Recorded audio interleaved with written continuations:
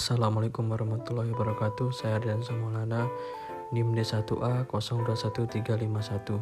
Saya akan menjelaskan tentang bagaimana e-budgeting meminimalisir terjadinya korupsi.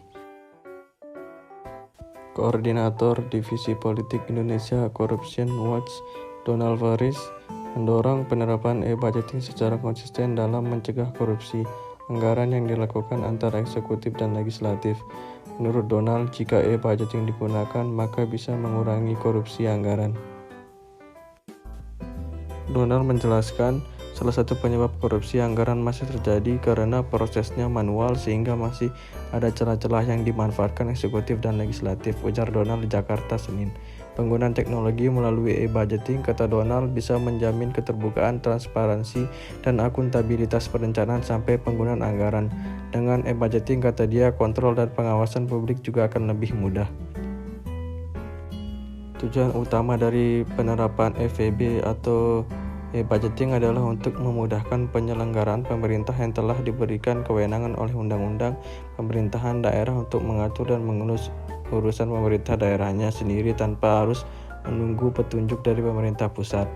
Penerapan EVB diharapkan tidak hanya memudahkan penerapan atau penyederhanaan seluruh prosedur pengolahan keuangan ADD, tetapi juga untuk mencegah terjadinya tindak pidana korupsi. Dengan memahami penyebab korupsi, dimungkinkan untuk memilih alat kebijakan yang paling efektif untuk mencegah korupsi. Terlanjut ke soal nomor 2, bagaimana menurut pandangan kalian jika APBD itu disahkan dengan peraturan gubernur? Pemerintahan daerah provinsi dan pemerintahan daerah kabupaten atau kota dapat memberikan bantuan keuangan yang bersumber dari APBD provinsi dan APBD kabupaten atau kota kepada pemerintah desa. Bantuan keuangan dapat bersifat umum dan khusus. Bantuan keuangan yang bersifat umum diperuntukkan dan penggunaannya diserahkan sepenuhnya kepada desa penerima bantuan dalam rangka membantu pelaksanaan tugas pemerintahan daerah di desa. Bantuan keuangan yang bersifat khusus, peruntukan dan pengolahannya ditetapkan oleh pemerintah daerah pemberi bantuan dalam rangka percepatan pembangunan desa dan pemberdayaan masyarakat. Pemberi bantuan bersifat khusus dapat mensyaratkan penyediaan dana pendamping dalam APB desa atau APB desa penerima bantuan. Hal ini dapat dijawab jika ketika menelisik lebih lanjut perbedaan aspek pembentukan, perancangan, dan pengesahan antara peraturan daerah dan peraturan gubernur.